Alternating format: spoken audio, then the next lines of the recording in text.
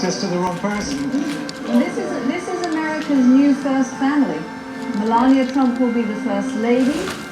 Barron, their son, will presumably move into the White House and go to school in somewhere in Washington, D.C. Donald Trump will be the president. And we are now at last getting the news that Pennsylvania has been projected for Donald Trump. 20 more electoral college votes go into the Trump column. Does that take him over, Emily, on our projection? There's He 20 thinks to it's the taken tally. over. We still got him at 265. Trump is short by 5. That doesn't include Alaska, which was certain he has won. We haven't had in New Hampshire or Arizona yet. He's ahead by 5 in Arizona. So on this tally, he is short by 5 mathematically. But it looks, from the pictures that we're seeing now, Donald Trump. He certainly thinks he's president, that's for sure. But I don't think anyone's going to argue with him. Let us go and hear what Donald Trump has to say.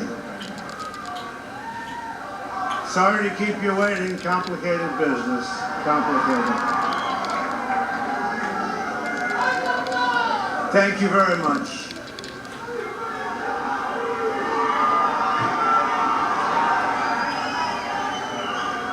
I've just received a call from Secretary Clinton.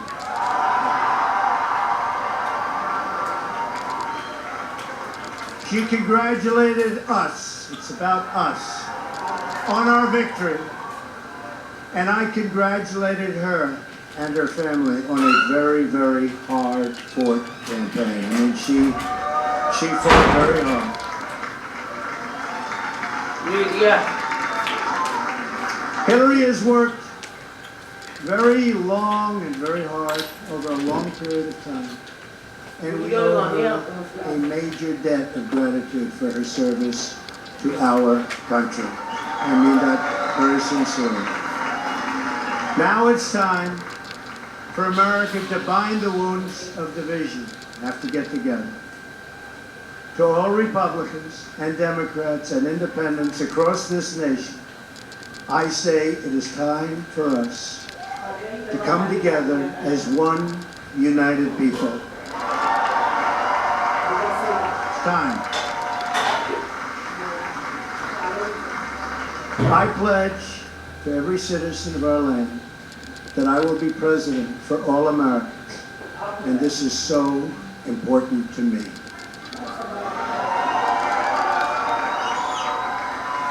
For those who have chosen not to support me in the past, of which there were a few people,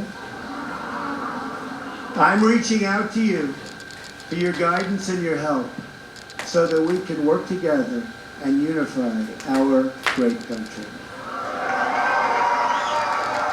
As I've said from the beginning, ours was not a campaign, but rather an incredible and great movement made up of millions of hardworking men and women who love their country and want a better, brighter future for themselves and for their family. It's a movement comprised of Americans from all races, religions, backgrounds, and beliefs who want and expect our government to serve the people, and serve the people it will.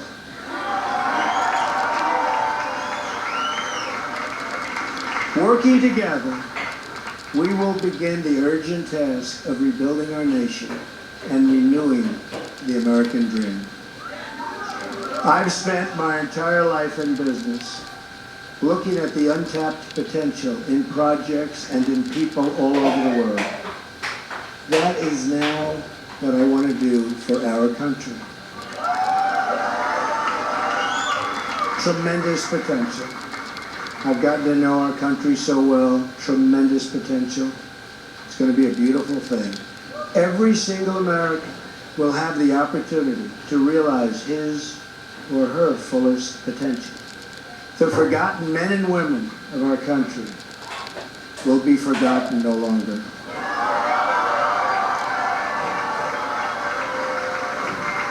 We are going to fix our inner cities and rebuild our highways, bridges, tunnels, airports, schools, hospitals.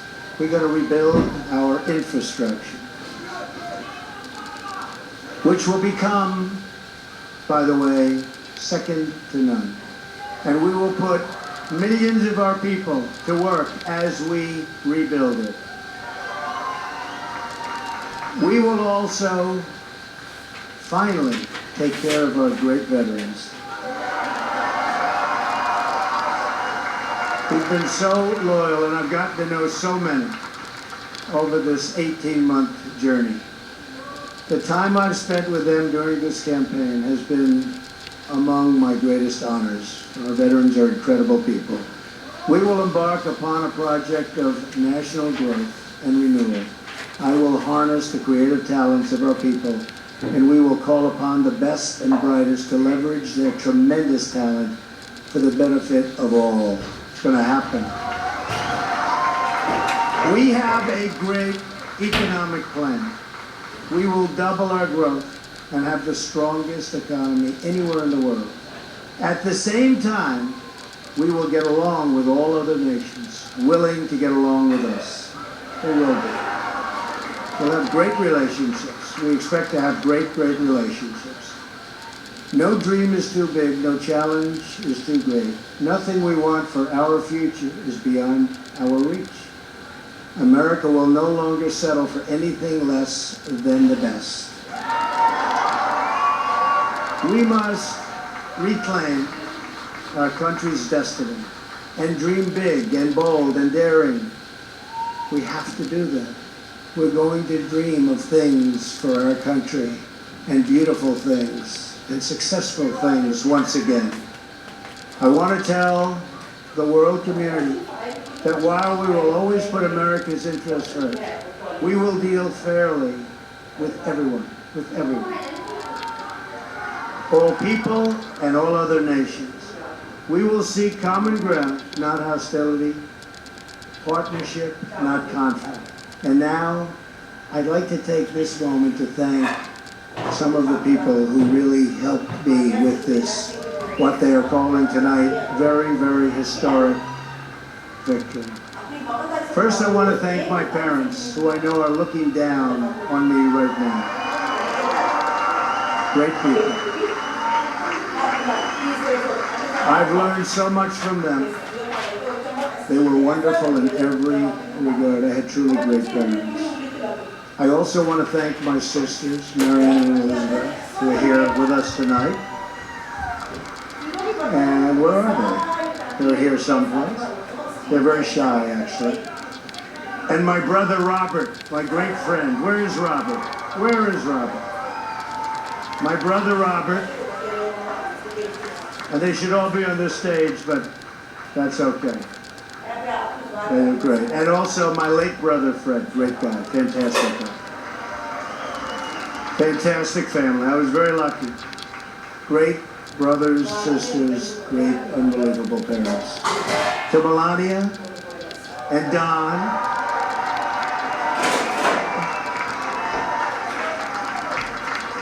and Ivanka, and Eric, and Tiffany, and Baron. I love you and I thank you, and especially for putting up with all of those hours. This was tough. This was tough. This political stuff is nasty and it's tough. So I want to thank my family very much. Really fantastic. Thank you all. Thank you all. And Lara, unbelievable job. Unbelievable. Vanessa, thank you. Thank you very much. What a great group. You've all given me such incredible support, and I will tell you that we have a large group of people. You know, they kept saying we have a small staff. Not so small. Look at all the people that we have. Look at all of these people. And Kellyanne, and Chris, and Rudy, and Steve, and David. We have got tremendously talented people up here, and I want to tell you, it's been it's been very, very special. I want to give a very special thanks to our former mayor, Rudy Giuliani. Unbelievable. Unbelievable. He traveled with us and he went through meetings. And see, that Rudy never changes. Where's Rudy? Where is he? Rudy. Governor Chris Christie, folks, was unbelievable.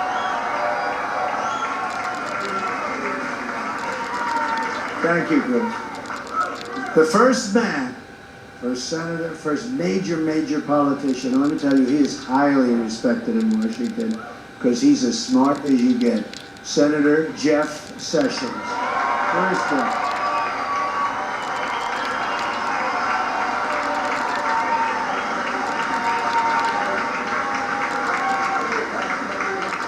Great man. Another great man, very tough competitor. He was not easy. He was not easy. Who is that? Is that the mayor that showed up? Is that Rudy? Oh, Rudy got up here. Another great man who has been really a friend to me, but I'll tell you, I got to know him as a competitor because he was one of the folks that was negotiating to go against those Democrats. Dr. Ben Carson. Where's Ben? Where is Ben?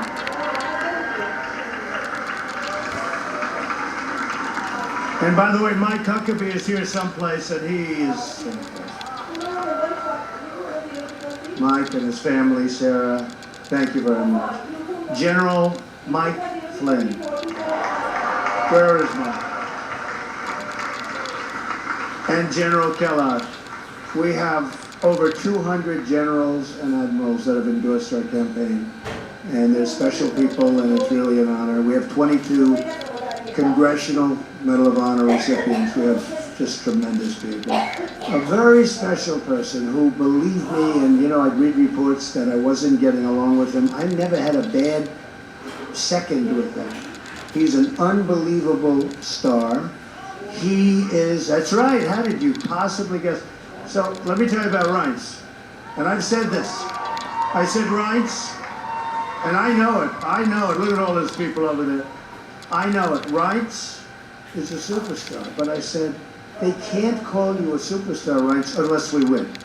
Because you can't be called a superstar like Secretariat. If Secretariat came in second, Secretariat would not have that big, beautiful bronze bust at the track at Belmont. But I'll tell you, Reince is really a star. And he is the hardest working guy. And in a certain way, I did this. Reince, come up here. Where is Reince? Get over here, Reince. Boy, oh boy, oh boy. It's about time you did this, Reince. Huh? My God. Say a few words. Oh, come on. Say something. Ladies and gentlemen, the next president of the United States, Donald Trump. Thank you. It's been an honor. God bless. Thank God. Amazing guy. Our partnership with the RNC was so important to the success of what we've done. So I also have to say I've gotten to know some incredible people, the Secret Service people.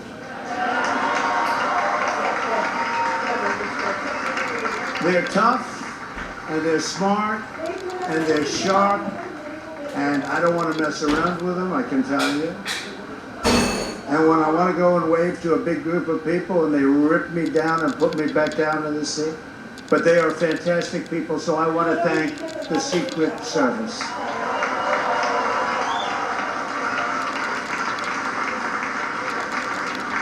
And law enforcement in New York City, they're here tonight. These are spectacular people, sometimes underappreciated, unfortunately, but we appreciate them. We know what they go through. So it's been what they call a historic event, but to be really historic, we have to do a great job. And I promise you that I will not let you down. We will do a great job. We will do a great job. I look very much forward to being your president. And hopefully at the end of 2 years or 3 years or 4 years or maybe even 8 years,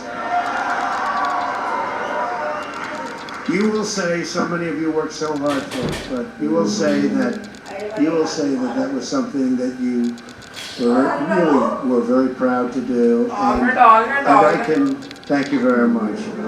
And I can only say that while the campaign is over, our work on this movement is now really just beginning. We're going to get to work immediately for the American people. And we're going to be doing a job that hopefully you will be so proud of your president. You'll be so proud. Again, it's my honor. It was an amazing evening. It's been an amazing 2-year period. And I love this country. Thank you. Thank you very much. Thank you to Mike Pence. Thank you, everybody.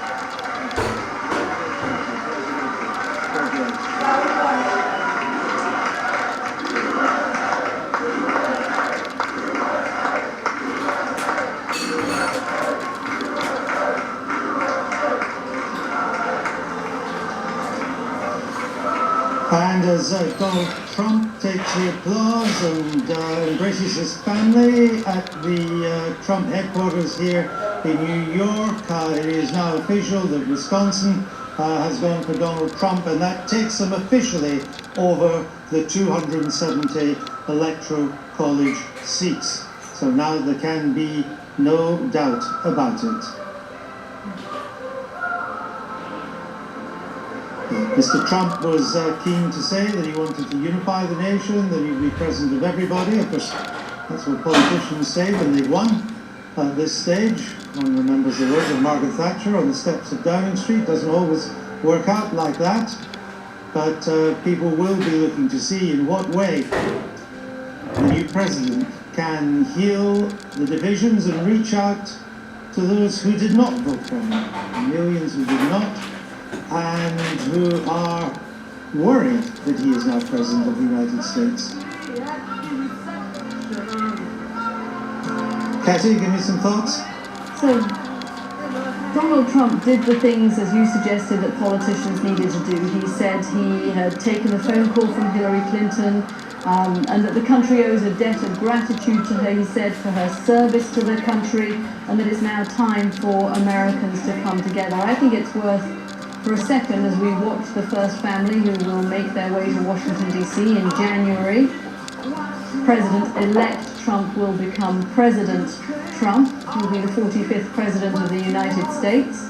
He'll take over from Barack Obama in January of 2017. And we should have a think about how he is going to change the United States. We're all watching the markets. They've been going a bit crazy. Clearly, they don't really know what is going to happen. But there are some very clear areas where I think quite quickly we will see President-elect Donald Trump, we have to get used to saying that, taking action that will change the face of America. He has promised to repeal Obamacare, healthcare for some 20 million Americans that will be affected by that. He'll look at immigration. He's promised to build that wall. I think one very critical area, and Norm has mentioned this a couple of times, we haven't really spoken about it, is the issue of the environment. He said that he's going to do away with the Environmental Protection Agency and has talked effectively about ripping up the Paris agreements. This is, I think, we should make it clear, this is an election that could have as much impact around the world in the way Donald Trump